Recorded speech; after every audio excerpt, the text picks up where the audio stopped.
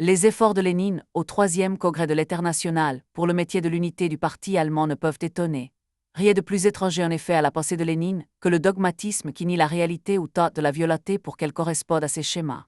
Il faut ignorer la politique de Lénine dans le Parti ouvrier social-démocrate entre 1906 et 1912 et, après 1921, son attitude face à la scission du parti allemand au congrès de Heidelberg, ses efforts pour le rapprocher du CAPT et des indépendants de gauche en 1920, son souci, après l'action de mars, d'aboutir à un compromis réparateur pour affirmer, comme Lévy a été l'un des premiers à le faire, que la scission constituait aux yeux des bolcheviks des moyens permanents et privilégiés de la construction du mouvement ouvrier révolutionnaire. Scission définitive avec le CAPT, l'un des premiers résultats du troisième congrès de l'Internationale est de mettre fin aux tentatives de réunification avec le CAPT. Lénine, qui s'en était fait le défenseur le plus constant depuis le congrès de Heidelberg, apprécie désormais de façon différente ce courant gauchiste. Déjà à la veille du congrès, il considérait comme une grave erreur d'avoir en 1920 bataillé pour l'admission du CAPT au sein de l'Internationale comme parti and sympathisant. Sa prise de position contre-appel, au cours des débats, la façon dont il a, dans sa critique, lié les positions défendues par le CAPT à celles des gauchistes de l'Internationale, indique vraisemblablement de sa part la prise de conscience du danger que constituerait, pour l'avenir de l'Internationale, la jonction de ces deux ailes gauchistes, lesquelles, pour l'essentiel, ne semblent séparées que par des questions de personnes. Au cours des débats, les interventions des autres dirigeants de l'exécutif montrent bien que tournant a été opéré.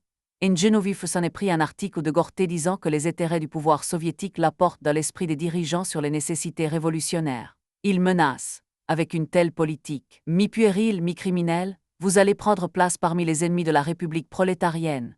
Radek l'hétéropan s'écrit que Gorté défend déjà Kronstadt. Dans ces conditions, il n'est pas étonnant que Radek et Genoviev, au nom du comité exécutif, aient sommé le CAPT de fusionner dans les 3 mois avec le VKPD sous peine d'être exclu de l'Internationale. De son côté, la délégation du CAPT, qui n'a, au cours du congrès, atteint aucun des objectifs qui lui avaient été fixés, revient avec la conviction que l'idée de construire une fraction de gauche dans la troisième Internationale était une illusion. La décision de rupture est cependant renvoyée, avec l'accord des deux partis, aux instances nationales du CAPT. Son comité central, le 31 juillet 1921, prend les premières dispositions pour la construction d'une internationale ouvrière communiste dirigée contre l'internationale communiste.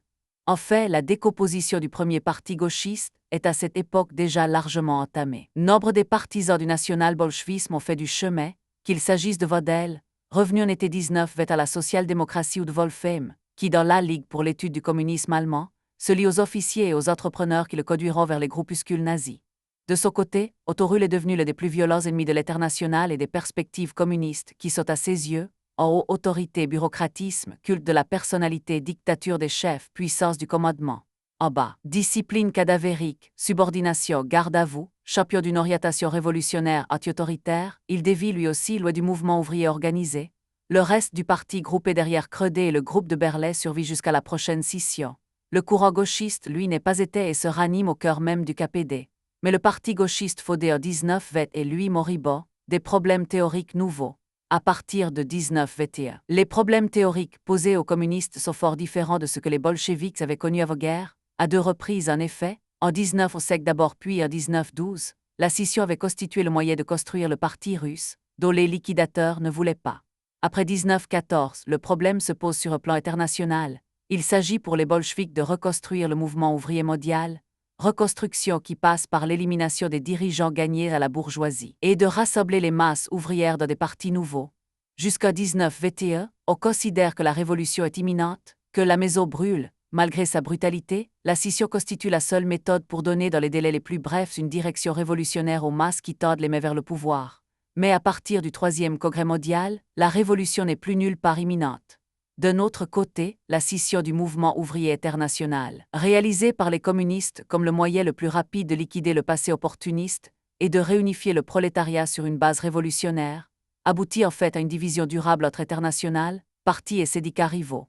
Dans une période historique qui est toujours aux yeux des bolcheviks celle de la crise finale du capitalisme, la perspective révolutionnaire demeure, même à plus long terme, la prise du pouvoir. Mais elle suppose la victoire du courant révolutionnaire sur le courant réformiste à l'intérieur du mouvement ouvrier. Or, cette victoire, personne n'en doute depuis que les gauchistes ont quitté l'Internationale, ne peut être remportée par les seuls arguments des discussions théoriques et de la propagande. Elle dépend essentiellement de la capacité des révolutionnaires à convaincre les masses, dans l'action, à travers leur propre expérience. La situation allemande est le meilleur exemple des difficultés que les communistes rencontrent sur cette voie. L'action de mars a démontré que l'action isolée des communistes constituait en définitive un facteur négatif de leur développement, qu'elle décourageait les militants en les vouant à la défaite et qu'elle effrayait les autres, même in sympathisants les rejetant, sinon directement vers la bourgeoisie, du moins, en ce qui concerne les masses organisées autour des dirigeants de la social-démocratie, dans une attitude de scepticisme et de passivité. Pour reprendre confiance en leur propre force, pour avoir une vue concrète des objectifs à atteindre, pour obtenir un contact avec les partis et syndicats dits réformistes, les masses ouvrières doivent lutter contre le régime capitaliste. Or, elles ne se décident à entrer en lutte que si elles ont le sentiment que la victoire est possible. C'est pourquoi elles éprouvent le besoin de mener, même sur des objectifs limités, des luttes d'ensemble, sur un front de classe. La division de la classe ouvrière née de la scission est un obstacle dans cette voie. Les ouvriers qui font confiance à l'une des organisations, politiques ou syndicales, ne sont pas prêts à croire sur parole les partisans de l'organisation concurrente. L'action commune exige donc des accords au sommet entre organisations, sauf circonstances exceptionnelles. Mais là aussi, les obstacles sont immenses, puisque les communistes ont à proposer des accords à des dirigeants qu'ils qualifient en même temps de traîtres, cessant de les dénoncer. Ils faciliteraient leur trahison à venir. Continuant de le faire, ils leur fournissent de solides raisons pour refuser toute collaboration. C'est cette contradiction que la politique du front unique se propose de surmonter. Elle repose sur la conviction que les masses qui suivent les dirigeants social-démocrates peuvent être amenées à leur retirer leur confiance à l'occasion de nouvelles trahisons, si elles se produisent dans une action menée, cette fois, en commun. La stratégie du front unique était implicitement contenue dans la politique des dirigeants bolcheviques en 1917 au sein des soviets, leur lutte pour la rupture de la coalition entre partis ouvriers et partis bourgeois, leur appel au pouvoir des soviets, forme supérieure de l'unité de front de la classe en lutte. Le mot, pourtant, n'avait jamais été prononcé, jusqu'à la lettre ouverte de 1921. Les communistes avaient surtout conçu leur lutte pour l'unification de la classe ouvrière comme l'élimination des directions opportunistes.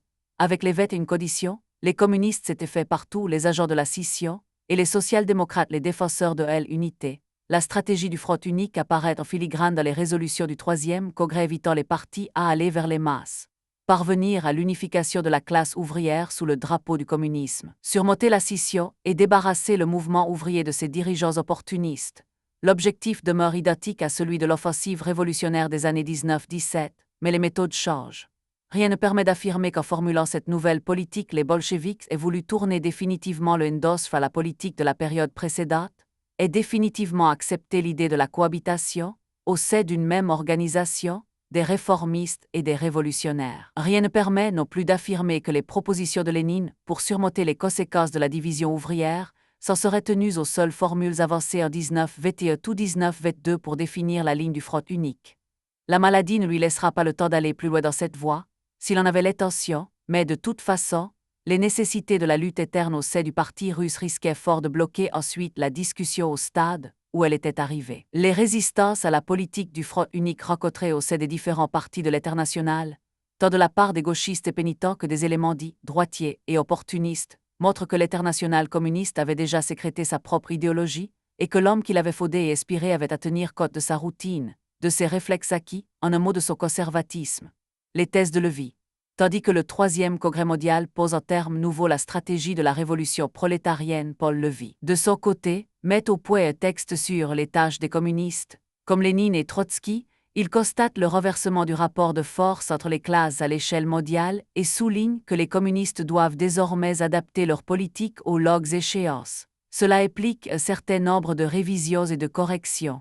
La première concerne la politique syndicale. L'Internationale syndicale rouge avait été conçue sur la base d'une politique qui comptait sur une progression rapide de la révolution et un changement rapide dans l'attitude des masses. Il est porte de la remettre désormais en question.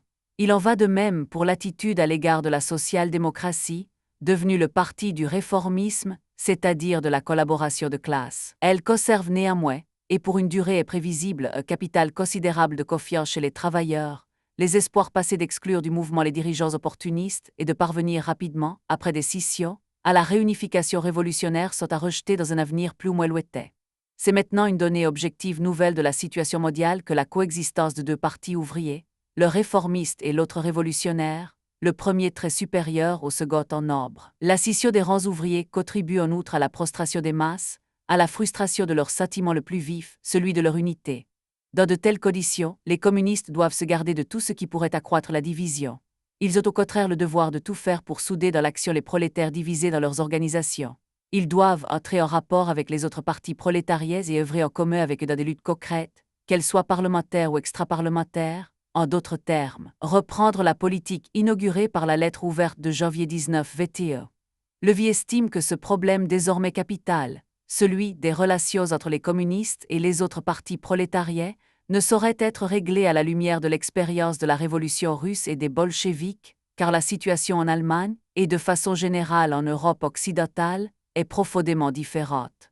La différence fondamentale entre les relations correspondantes en Allemagne, par exemple, et en Russie est la suivante. En Russie, la vie des partis prolétariens à l'époque de préparation de la révolution se déroulait illégalement. La forme revêtue par les luttes entre partis prolétariens était essentiellement celle d'écrits polémiques et de résolutions. Il n'y a pas la critique de l'évolution des partis, posée par les circonstances, mais simple constatation. En Allemagne, c'est différent. En Allemagne, c'est au sein des mouvements de vastes couches prolétariennes que s'opèrent les discussions à l'intérieur du prolétariat. La première époque proprement dite de la Révolution, l'époque qui va des premières luttes ouvertes à la prise du pouvoir par les bolcheviks, se mesure en mois. En Allemagne, les luttes, le terme fut que, provisoirement, le prolétariat ne put s'emparer du pouvoir, ont duré beaucoup plus longtemps. Elles se sont déroulées sous la forme de luttes entre, d'une part, les communistes et une grande partie des indépendants, d'autre part les social-démocrates. Inutile dans ce contexte de rechercher des responsabilités, il suffit de constater que la défaite est identique pour tous, pour les travailleurs social-démocrates comme pour les communistes. Politiquement, le résultat a donc été le même pour toutes les parties du prolétariat, la défaite. Sur le plan économique, la même chose, l'exploitation demeure. C'est-à-dire que le corps social formant unité, le prolétariat, est demeuré, qu'il existe de nouveau. Et que même avec la plus belle nuance des aristocraties ouvrières, on ne pourra philosopher un nouveau marxisme, celui qui se débarrasse de la social-démocratie tout entière par le mot d'ordre de L, aristocratie ouvrière, a une bien mauvaise connaissance de la situation allemande. Pourtant un reste précieux demeure des années passées. Il y a aujourd'hui dans la classe ouvrière allemande une profonde différenciation sur le plan des idées. L'idée de la réforme sociale s'est séparée très nettement de l'idée de la révolution sociale. T'as déjà auparavant besoin de preuves. Le projet de programme du Parti social-démocrate l'a fourni définitivement, et la résistance qu'il a rencontrée dans la social-démocratie prouve seulement que de tels clivages ne sont jamais aussi nets que bien des dirigeants de la social-démocratie se l'étaient imaginé, et qu'on ne peut pas tout de suite appeler par son nom tout ce qui existe. C'est cet état de fait qui commande aux communistes une tactique unitaire. Donc, les idées de réforme sociale et de révolution se sont séparées, s'opposent sous forme de partis. Et comment doivent-ils prendre position le vis-à-vis de l'autre? Lorsqu'au temps des luttes ouvertes, la social-démocratie s'est placée devant la bourgeoisie pour la protéger, elle a forcément provoqué contre elle la lutte des masses révolutionnaires.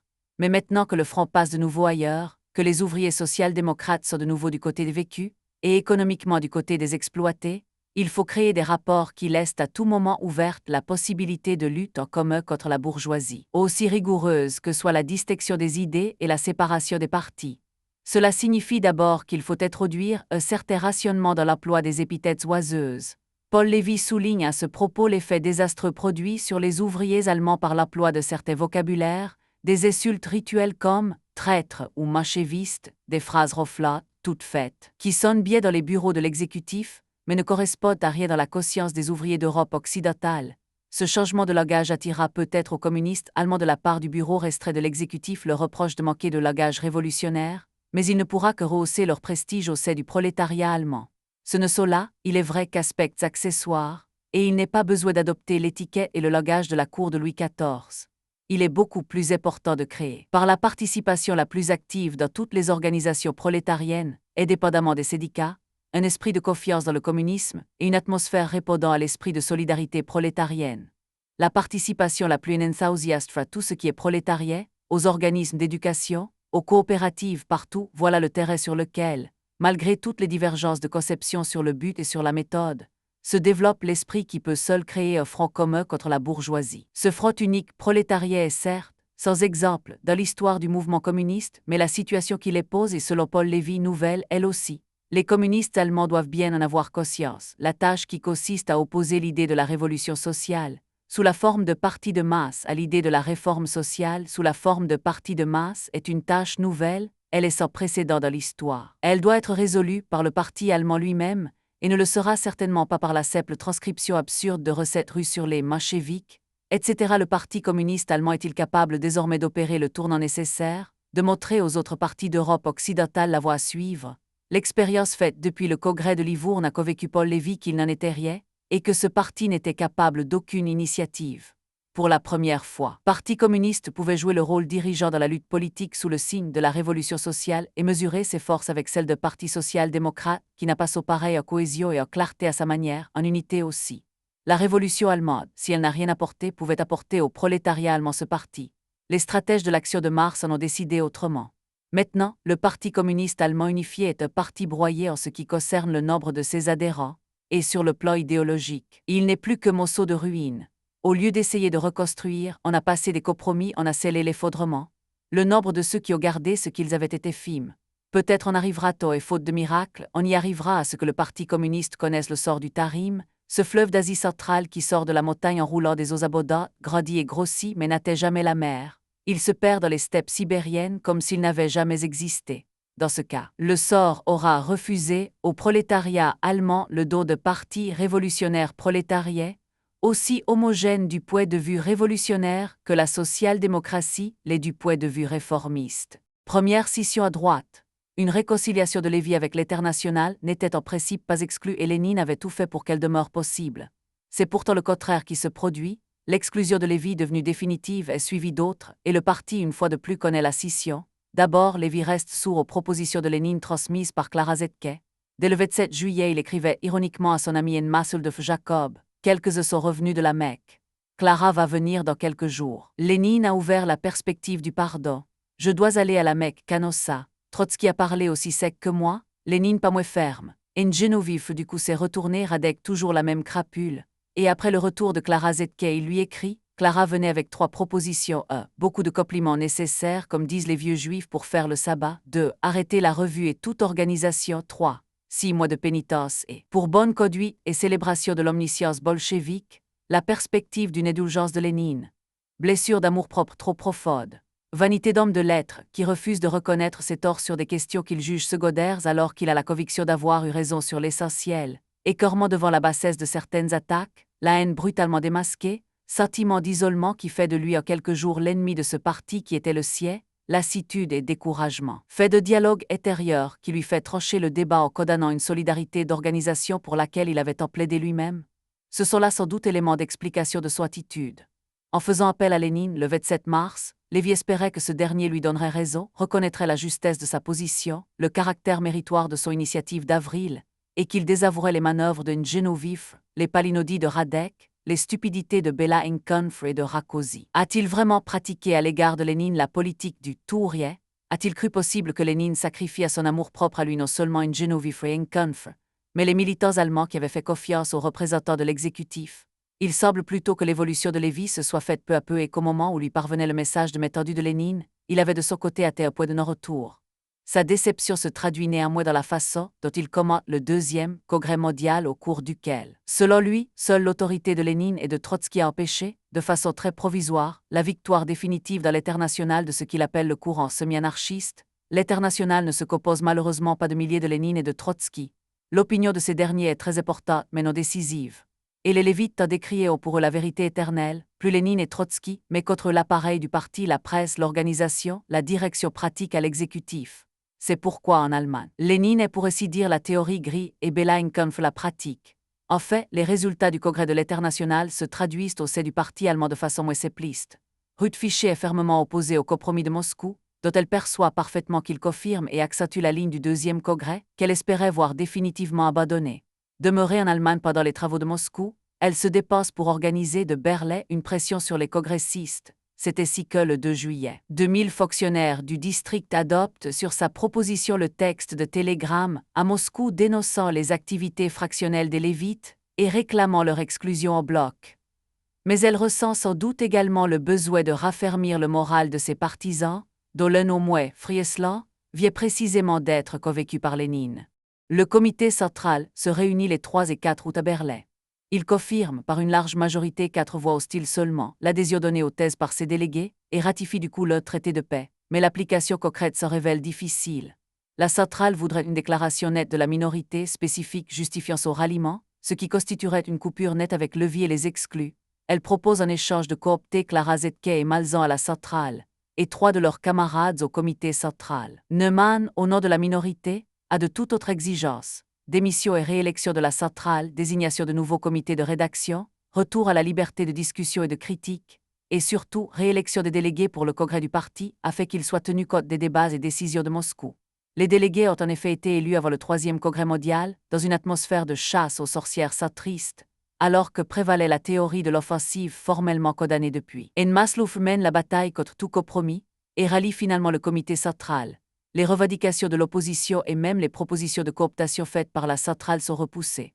Cette querelle tenace a évidemment des partisans à Moscou. Radek lui-même a envoyé à Dirotey Fanu un article où il attaque Clara Zetke de façon telle que Lénine parlera à son propos des ardeurs polémiques peu opportunes et l'accusera d'aller jusqu'à énoncer une contre-vérité manifeste. À Berlin même, le courant est si fort en ce sens que Friesland, qui se bat loyalement pour l'application des accords de Moscou, est mis en minorité dans ce qui avait été son fief, par une Maslouf et une Lustre fiché, 90 voix contre 33. Et c'était contestablement à ces derniers dirigeants désormais du district de Berlin-Brandebourg que Radek, pourfendeur des opportunistes, apporte de Moscou une caution de poids. La confusion est telle que le congrès d'Iéna du VKPD ne reçoit pas moins de 3 lettres officielles en provenance de Moscou, une de Radek, une de Lénine et une de l'exécutif en tant que tel. Radek le met en garde contre le danger opportuniste, prévient le parti allemand qu'il doit se garder d'oublier, dans sa lutte pour conquérir les masses, que social-démocrates et indépendants sont des traîtres au prolétariat. Lénine explique longuement pourquoi il a défendu Paul Lévy au cours du congrès mondial et pourquoi le parti doit défendre à tout prix le traité de paix conclu à Moscou. L'exécutif, après avoir rappelé les décisions du congrès mondial, renvoie une dose les Moshvik de la droite et les braillards de la gauche.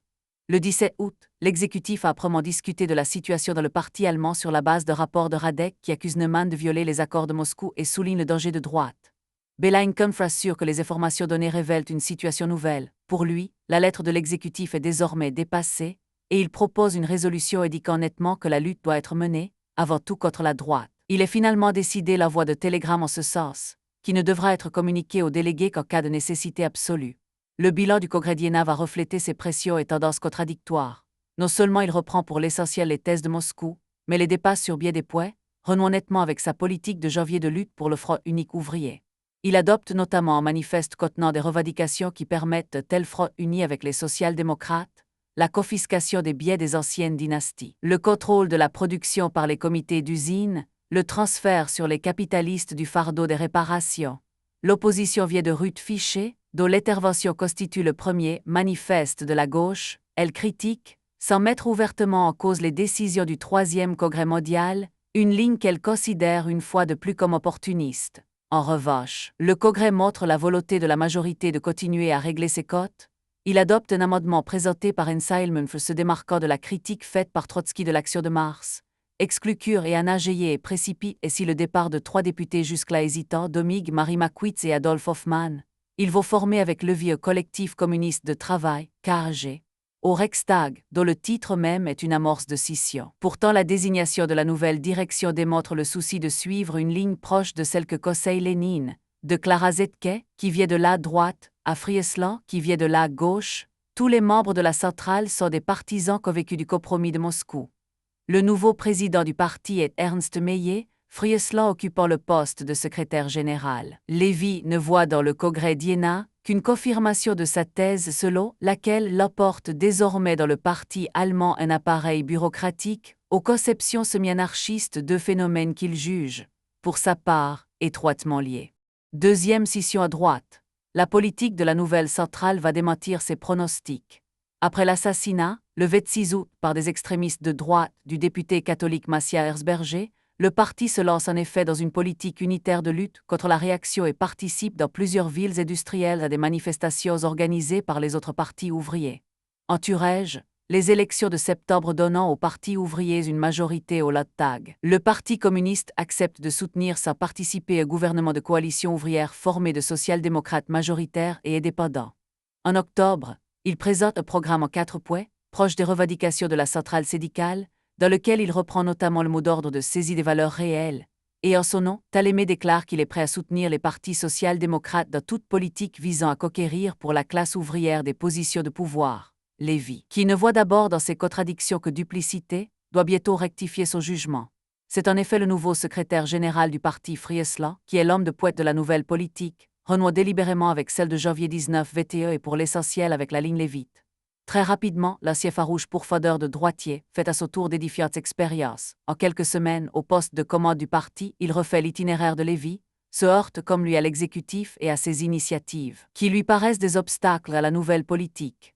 Selon ses biographes, c'est lui qui, dès septembre, inspire la démarche de la centrale effectuée par Pieck et Ecker auprès de l'exécutif. Les dirigeants allemands demandent qu'on renonce à la pratique des appels publics et des lettres ouvertes, qu'on multiplie les contacts personnels, qu'on les aide à consolider leur autorité dans leur parti.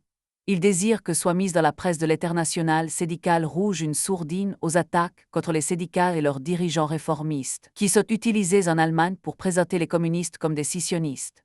Ces thèmes sont l'écho de ce que Paul Lévy développe depuis des mois. Le rapprochement est plus flagrant encore à partir du moment où le conflit éclate entre Friesland et les délégués de l'exécutif à Berlin. Félix Wolf et surtout Elena Stasova chargés, depuis le congrès d'Iéna, de reprendre en main les questions d'organisation. Une fois de plus se trouve posé le problème des éminences grises, et Friesland, à leur propos, va jusqu'à parler de l'existence, dans la direction même du parti, de contre-gouvernement. La question se pose évidemment de savoir dans quelle mesure la nouvelle direction allemande, ou une partie d'entre elles, avec Friesland, ne va pas chercher la réconciliation avec Lévy et son KAG, et quelles en seraient alors les conséquences? Les développements au sein du parti allemand continuent à diviser l'exécutif. Le premier rapport sur le congrès d'Iéna est fait au Présidium, le 18 septembre. Par Ecker et Pieck, leur principal souci semble être les progrès de la gauche parmi les ouvriers berlinois, à qui il est décidé d'adresser une lettre ouverte à l'exécutif. Le 24 septembre, le rapporteur Ecker salue comme une libération l'exclusion, par 273 voix sur 278 de Ndu Elfrégeye, mais signale que la lettre envoyée au Congrès par l'exécutif a disposé l'organisation berlinoise. Le 1er novembre, l'exécutif commence à se préoccuper de la fondation du KAG et désigne pour travailler sur cette question une commission formée de Radek, Ecker et Ngenovif. Désormais la question du KAG domine tout. Le 3 novembre, l'exécutif apprend par Ecker la démission de Domig et d'Adolf Hoffmann. Radek dit qu'il faut cogner sur la droite par tous les moyens. Platen propose la voie immédiate de Ecker et Pieck auprès de la centrale. On s'inquiète à Moscou de l'absence de réaction à Berlin devant l'apparition de nouveaux centres de regroupement centriste. Radek propose d'envoyer une lettre à la centrale, s'étonnant de sa passivité face au KAG. Quiconque ne dénonce pas son véritable caractère, ne combat pas politiquement ces gens comme des ennemis du communisme, travaille pour eux et leur sert de porte-parole à l'intérieur du parti. L'ultimatum ainsi adressé à la centrale exige que soient mis au pied du mur des hommes comme Malzahn et Neumann, demeurés à des postes responsables dans le parti et qui soutiennent Friesland, alors qu'on connaît leur accord de principe et qu'on soupçonne leur lien fractionnel avec Lévy.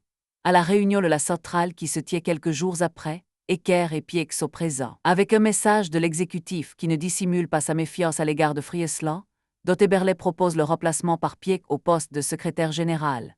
Les dirigeants allemands sont hésitants. La centrale rejette la proposition d'Eberle et souhaite voir s'approfondir la discussion politique. Quelques jours plus tard, le comité central avalise la ligne Friesland en votant une résolution qui, tout en condamnant toute tentative scissionniste éventuelle du KAG, préconise la poursuite de la discussion politique avec ses membres. Le 20 novembre se tient la première conférence du KAG. Autour de Lévy et Domig, le député communiste Otto Brass s'y rend et n'hésite pas à y donner des informations sur la dernière session du comité central. Le manifeste adopté par la conférence précise les conditions auxquelles il serait possible, pour le KPD, de regagner la confiance des masses, indépendance matérielle du parti à l'égard de l'international, refus ultérieur de tout subside, contrôle paritaire de l'exécutif et de la centrale sur toutes les publications de l'international avant leur diffusion en Allemagne, garantie contre toute ingérence de l'exécutif, ouverte ou non, en matière d'organisation dans les affaires du parti allemand, choix d'une politique communiste nette acceptable pour les ouvriers révolutionnaires, unitaire, excluant toute aventure du type de l'Action de Mars, et en fait d'une politique syndicale également unitaire. Friesland, de son côté, rédige pour Die International, dont la rédaction va prendre ses distances. Dans une note de présentation, un article qui constitue une ouverture en direction du KAG. En même temps qu'un avertissement à ses adversaires dans le parti, la politique de front unique implique l'abandon de la méthode des évectives et des excommunications. De discrètes allusions au problème des rapports entre l'international et la direction des partis communistes montrent qu'en réalité l'alliance est conclue de fait entre Lévy et l'homme qui lui a succédé à la tête du parti allemand. C'est au cours de ce réalignement des forces à l'intérieur du parti et de sa direction qu'éclate la bombe des documents de mars. À partir du 25 novembre 19 VTE, Le Vorwar commence en effet la publication d'extraits des documents saisis le 7 juillet précédent par la police prussienne dans les bagages de Clara Zetke. Pour l'essentiel, des témoignages de militants et responsables communistes, des procès-verbaux de réunion, primitivement destinés au dossier de l'enquête ouverte par l'exécutif sur l'action de mars. Ils attestent, avec un accent de vérité incontestable, les initiatives provocatrices prises par certains en mars, projets d'enlèvement ou attentats simulés, et mettent notamment en relief les tentatives d'Eberle pour soulever les ouvriers d'Allemagne centrale. Quoiqu'ils soient publiés par la presse social-démocrate, qui les tient elle-même de la police du ministre prussien de l'Intérieur, in Severing. Ces documents, facilement inauthentifiables pour un communiste, sont accablants pour les responsables de l'action de mars et confirment les plus graves des accusations lancées par Lévy au cours des mois précédents. Friesland croit trouver dans leurs publications et le choc qu'elles constituent pour bien des militants, qui tenaient de bonne foi Lévy pour un calomniateur, l'occasion d'une clarification politique décisive. L'affaire Eberle lui permet de soulever toutes les questions politiques qui se trouvent en jeu, ingérence de l'exécutif dans la direction, conception gauchiste de la lutte, indépendance du parti, reconnaissance loyale des erreurs commises.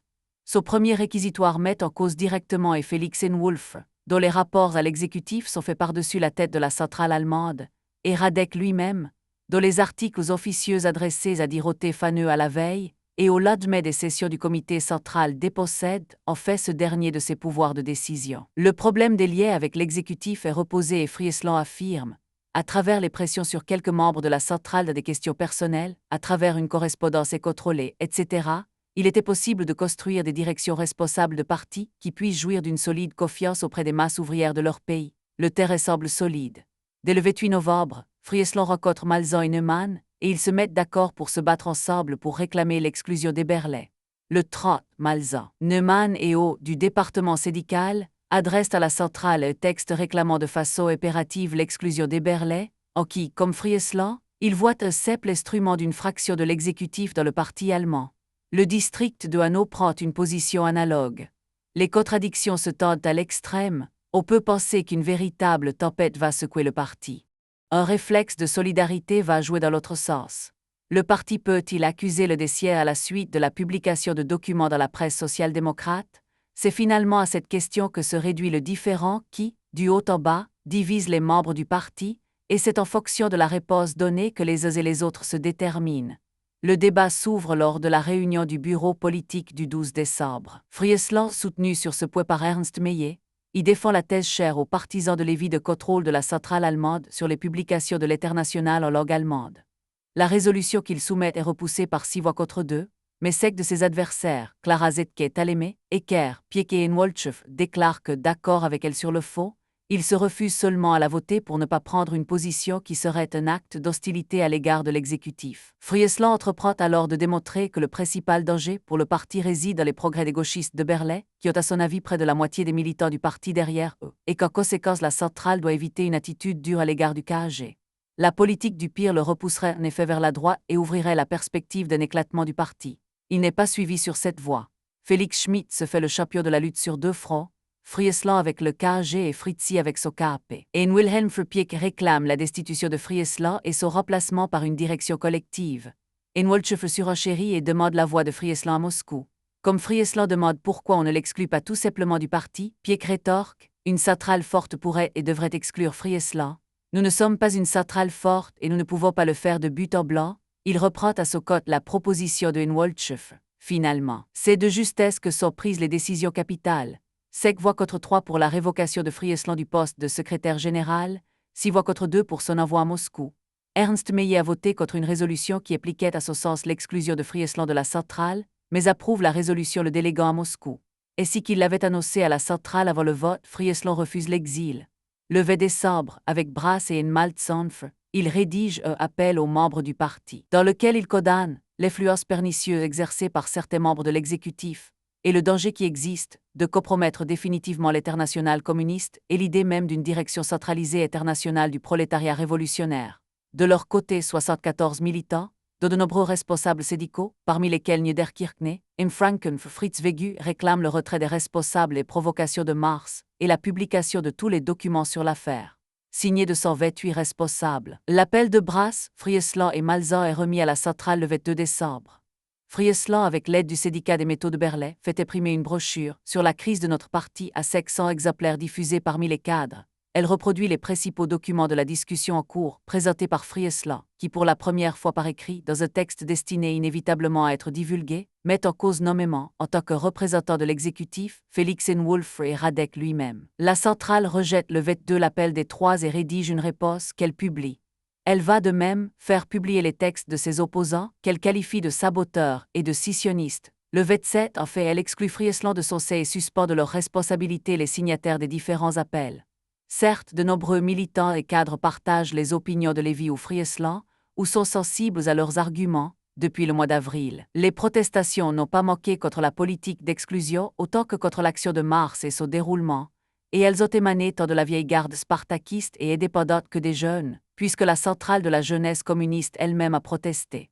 Mais il ne s'agit pas d'une affaire d'opinion, la majorité de ces hommes refusent de suivre Friesland, après Lévy, parce qu'il ne saurait envisager de se désolidariser de l'exécutif dans ces circonstances. Pour les militants qui ont partagé le point de vue de Lévy mais n'ont pas emboîté le pas au KAG ni à Friesland, ce sont Lévy et Friesland qui partent.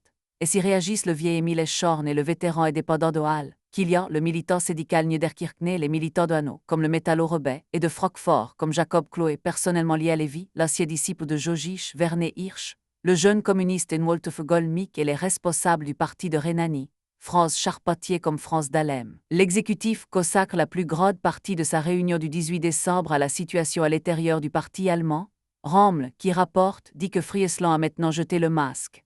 Le KAG n'a rencontré dans le parti aucun écho sauf à sa direction centrale et département syndical. Mais il n'y a à ce sujet aucune clarté dans la centrale puisque Friesland n'en a pas été exclu. Les représentants russes se déchaînent. Pour Genoviev, le KAG constitue l'ennemi le plus dangereux. Parce qu'il mine le parti de l'intérieur, il faut exclure sans hésiter quiconque accepte la discussion avec Lévy. Boukharine est plus violent encore, c'est au nom de la clarté politique qu'il faut chasser du parti les Lévites, car leur présence dans ces rangs rendrait extrêmement périlleuse l'application de la nouvelle tactique de front unique. Genoviev s'inquiète des risques de scission à gauche. Si la centrale ne prend pas une position claire à l'égard des charlatans comme Lévy et des bodes contre-révolutionnaires comme le KAG, nous allons avoir de l'autre côté les bêtises gauchistes. Il rappelle à l'exécutif que la centrale a été élue par un congrès de gauche et qu'elle tergiverse face à la droite. Puisque Friesland et ses partisans se servent de l'attitude de Lénine aux trois au congrès, il est indispensable que Moscou prenne position et dénonce le KAG comme une agence de la bourgeoisie. Radek entreprend de démontrer que les désaccords sont plus larges, qu'il a notamment au sein de la centrale allemande des hésitations sur la question syndicale, des réticences plus ou moins exprimées contre l'ISR. La direction allemande et si mise en accusation ne trouve pas d'avocat. Seul Brandloff, arrivé depuis peu à Moscou, s'élève contre une condamnation publique du KAG qu'il juge dangereuse, car, dit-il, le seul problème est que la centrale n'a pas encore saisi la situation politique dans toute sa dimension. En fait, les jeux sont faits. Et l'exécutif décide de mettre tout son poids dans la balance en confiant à Radek. Boukharine et Rommel la rédaction d'une lettre à la centrale, qu'il approuvera le 10 janvier. La discussion dans le parti est rudement menée, mais les formes respectées. Friesland a toute latitude pour s'exprimer dans les assemblées de militants qui, l'une après l'autre, le condamnent. Le jour de l'ouverture de la session du comité central qui doit trancher de façon définitive, Dorothée Faneux lui porte le coup de grâce en publiant la lettre de l'exécutif signée, entre autres, de Lénine, Trotsky, Genoviev, Boukharine, Radek, condamnant comme ennemi du prolétariat quiconque, dans l'Internationale, se déclare solidaire de Lévy. Le comité central, par 40 voix contre 4, exclut du parti Friesland et ses partisans. Talémé, devant l'exécutif de l'Internationale, traitera l'affaire par le mépris, parlant du départ de chefs sans troupes. Il est vrai que nombre de militants qui auraient pu constituer la base de l'opposition conduite par Friesland avaient quitté le parti au lendemain de mars. Il est non moins vrai que d'autres, qui lui donnent raison sur bien des points, le condamnent et même l'excluent. Pourtant Talémé parla avec une légèreté surprenante. Les hommes qui sont définitivement exclus en janvier 1922, comme ceux qui l'ont été en avril et mai ou qui sont partis d'eux-mêmes depuis l'action de mars, dont une fraction importante reviendra à la social-démocratie en passant par le parti indépendant, sont précisément de ces cadres sans lesquels Lénine pensait que la construction de partis révolutionnaires était impossible en Allemagne. Ce qui pourrait à la rigueur contester cette appréciation à propos des cadres d'origine intellectuelle comme Lévy, Domig, Adolf Hofmann, Bernard Endouelf, Friesland ou Kurgeyer, ne peuvent nier la perte que constitue pour le mouvement communiste allemand le départ ou l'exclusion des Autobras, Richard Mullet, Wegmann für Paul Neumann, Wingert für Malzahn Paul Ecker, officiers de cette armée prolétarienne de la conquête, lors du congrès de Halle, avait été considérée comme une étape décisive dans la bataille pour la construction de partis communistes de masse, et pour cette raison célébrée à l'époque comme un triomphe. Le danger de scission à gauche. Le débat sur la question de Paul Lévy du KG et en fait de Friesland avait été dominé par la crainte d'une double scission. L'expulsion de la droite était une des revendications de la gauche, mais les progrès de cette dernière renforçaient dans le parti les résistances droitières, et le parti tout entier était finalement constamment menacé d'éclatement. De ce point de vue, l'élimination ou le départ des chefs de file de la droite ne règle aucun des problèmes posés. Il subsiste en effet dans les cadres du parti allemand une tendance droitière aux racines profondes dont aucune exclusion ne peut venir à bout et que les événements de 19 VTE ont incontestablement renforcés. Nombreux sont les militants qui n'ont pas voulu condamner en Lévy puis en Friesland des idées qui sont les leurs, mais seulement des actes des disciplines. Des initiatives qui divisent le mouvement communiste portent atteinte à la solidarité avec le parti russe. La pression de l'exécutif avait été capable de les entraîner à gauche en mars. Pour beaucoup, qu'ils aient plus ou moins résisté comme une Brandlöf à cet entraînement ou que comme Froelich, ils aient faussé tête baissée dans l'offensive la défaite, puis les réprimandes subies à Moscou ont représenté de véritables chocs. Des militants comme une Brandlöf, Talémé et Woltschef, Ernst Meyer, qui avaient pendant les années du KPD-S combattu de toute leur force le gauchisme, peuvent à présent mesurer la gravité de leur rechute dans cette maladie infantile et en évaluer le coût. Ils seront désormais résolument droitiers, systématiquement obstinés dans une attitude de prudence, bardés de précautions contre la tentation putschiste et même le simple réflexe gauchiste. Convaincus par les dirigeants de l'Internationale de l'ampleur de la bévue qu'ils ont commise, ils en perdent confiance dans leur capacité de raisonner et renoncent souvent à défendre leur point de vue pour se rallier de façon systématique à celui des bolcheviks, qui, eux du moins, ont su vaincre. Les nouveaux dirigeants allemands, en particulier Ernst Meyer, qui va présider la centrale pendant une année et qui subit fortement l'influence de Radek, cherchent à s'orienter dans la situation allemande en fonction de l'analyse faite au 3e Congrès mondial de la situation internationale. Puisque la vague révolutionnaire a reflué, puisque la prise du pouvoir par le prolétariat n'est plus à l'ordre du jour immédiat, puisque l'offensive de la bourgeoisie coterait la classe ouvrière à la défensive, à un combat acharné pour défendre son existence même, il faut que les mots d'ordre du front unique correspondent aux revendications concrètes des ouvriers et constituent en même temps des éléments pour les aider à prendre conscience de la nécessité de la révolution prolétarienne. Dans l'Allemagne de 19 VTE, tout 19 VT2, le des éléments de prise de conscience doit être la lutte pour rejeter la charge des réparations, qui pèse sur les seules épaules de la classe ouvrière à travers les impôts retenus sur les salaires, cependant qu'industriels et hommes d'affaires ne paient les leurs qu'avec des mois et même des années de retard, en une manque d'évaluer. L'idée que les capitalistes doivent payer leur part n'est pas une idée proprement communiste mais, précisément, elle peut unifier les rangs du prolétariat dans sa lutte. La centrale met donc en avant la revendication de la saisie des valeurs réelles par l'État, celle-ci comprenant aussi bien les comptes bancaires que les actions, beaux propriétés commerciales et industrielles. Elle fait valoir que la saisie par l'État de 51% des valeurs réelles permettrait la réalisation de contrôles effectifs de la production, tout en assurant le paiement des réparations sans en faire peser l'essentiel sur les salariés. À travers la lutte pour la saisie des valeurs réelles, l'objectif du KPD est de faire apparaître clairement à tous les ouvriers la nature de l'État et du gouvernement capitaliste et la nécessité de gouvernement ouvrier. En même temps, la centrale estime que ce mot d'ordre, acceptable et compréhensible pour tous les travailleurs, est susceptible de permettre le rassemblement et la lutte de masse, de larges couches décidées à lutter contre la mainmise de la grosse industrie sur l'économie et la vie politique. En présentant cette politique comme la NEP allemande, et en arguant que le développement de capitalisme d'État peut constituer en lui-même une phase de préparation à la prise du pouvoir et à la dictature du prolétariat, Ernst Meyer et la centrale projettent ici en Allemagne la politique de concession aux tendances capitalistes menée en Russie à travers la NEP, au moment même où l'État allemand démontre son impuissance face aux féodalités économiques. Cette politique est loin de rencontrer un consentement enthousiaste dans les rangs du parti. Elle n'est en fait directement accessible qu'aux anciens spartakistes qui ont, dans les années 19-19 tout 19-20, réfléchi aux moyens de marcher au pouvoir sans commencer par prendre le fusil. Des anciens indépendants de gauche, dont une bonne partie a déserté le parti avec Lévy ou individuellement, au lendemain de l'action de mars, ne sont restés que les éléments les plus combatifs, parfois les plus frustes, ceux qui se sont battus en mars, ceux qui ont voulu l'adhésion à l'Internationale communiste parce qu'ils voulaient faire la révolution tout de suite. La nouvelle politique ne leur convient guère, elle ressemble trop à la politique graduelle qu'ils ont rejetée dans la social-démocratie et le parti indépendant. C'est chez eux que le prestige de ces dirigeants est certain, hésitant, passant de la passivité à l'activité inopportune, est le plus faible. La nouvelle gauche berlinoise va capitaliser à son profit ce nouveau courant gauchiste. Ruth Fischer, contrairement à Friesland, n'a pas approuvé le tournant de l'été 1921. Elle pense que le troisième congrès n'a pris aucune position claire sur les vues de Paul Lévy et a été capable d'entreprendre la critique de l'action de mars, sans donner l'impression que Lévy n'avait pas été exclu que pour des raisons de discipline. L'hostilité à la politique définie au troisième congrès, considérée comme un recul, une retraite est justifiée, englobe également une sévère critique de l'ANP telle qu'elle est justifiée et appliquée en Russie. Aux yeux des théoriciens de la nouvelle gauche, Lénine et ses camarades sont eux aussi retombés dans l'erreur opportuniste et la voie des concessions au capitalisme, et c'est l'ensemble de leur politique de 1921 qui constitue une rupture avec l'esprit révolutionnaire de 1917, dans la mesure où elle implique l'extension de la NEP au reste du monde, c'est-à-dire l'abandon de la perspective de révolution mondiale à court terme. Pensant, elle aussi, la politique mondiale en termes russes. Cette nouvelle gauche noue des contacts avec l'opposition ouvrière condamnée par Lénine et le 10e congrès du parti bolchevique en mars. Au cours de l'été 1921, en Maslow rencontre à plusieurs reprises à Berlin, dans l'appartement Indantef Rosenberg, les anciens animateurs de cette opposition. Kliapnikov et Lutovinov, qui sont employés dans les services extérieurs et ont également des relations avec le CAPT. Ruth Fichet lui pense que les dirigeants russes, pour sortir de difficultés gigantesques, ne se sont pas contentés de concessions éternes aux éléments capitalistes sur le terrain économique, mais cherchent à l'extérieur des points d'appui qui leur permettent de trouver avec l'impérialisme modus vivendi. Dans une telle perspective, la politique dite de conquête des masses, la tactique du front unique ouvrier ont la même signification dans la bouche d'Ernst Meyer qu'elle l'avait dans celle de Paul Lévy.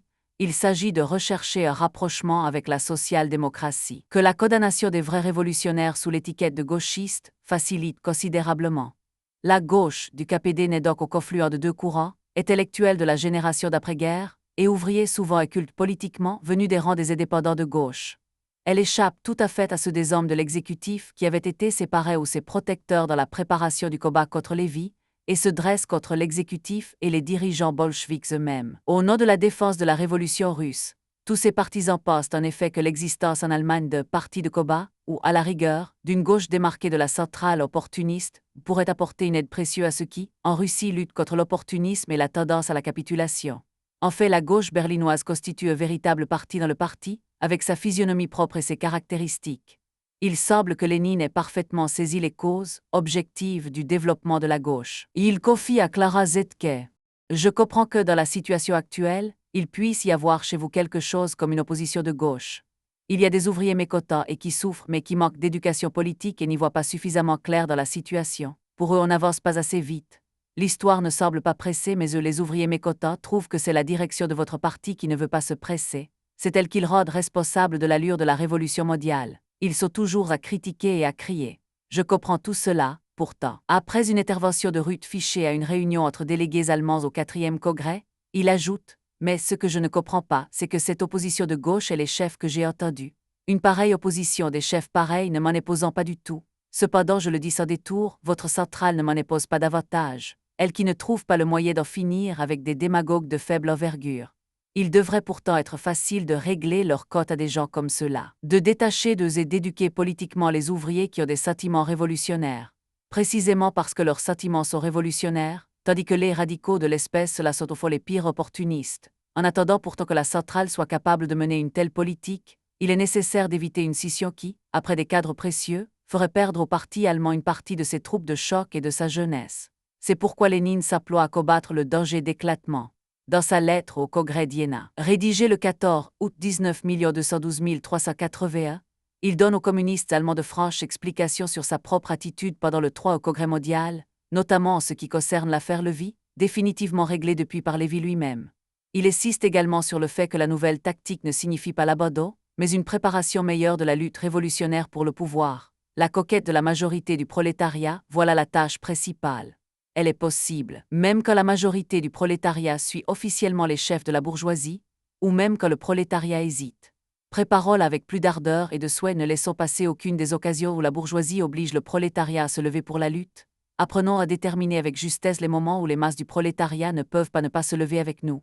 Il insiste cependant sur le fait que, pour être capable de s'atteler à cette tâche, le KPD devra d'abord mettre terme à ses conflits éternes et écarter les brouillards de droite aussi bien que de gauche, s'occuper du travail véritable. Et à ce propos, il suggère aux Allemands d'envoyer en Russie pour une année ou deux Seine Maslow qui veut jouer aux gauchistes et s'entraîner au sport de la chasse aux centristes, à qui il se propose de trouver un travail utile, a fait de le transformer. L'unique effet de cette proposition sera de provoquer l'indignation de la gauche, qui y voit une ingérence et même une menace d'autant moins supportable qu'une Maslow est d'origine russe. Et le Congrès ne retiendra pas la suggestion de Lénine. Pendant toute l'année qui suit, pourtant, la gauche va maintenir dans ses bastions de Berley-Brodebourg, où Ruth Fichet a pris la place de Friesland, et d'une Moscantef où son chef de file est Hugo Urban, à côté de qui le Docker Enseilman prend de plus en plus d'importance, une fraction ayant sa propre politique et ne respectant la discipline que de façon parfois très formelle.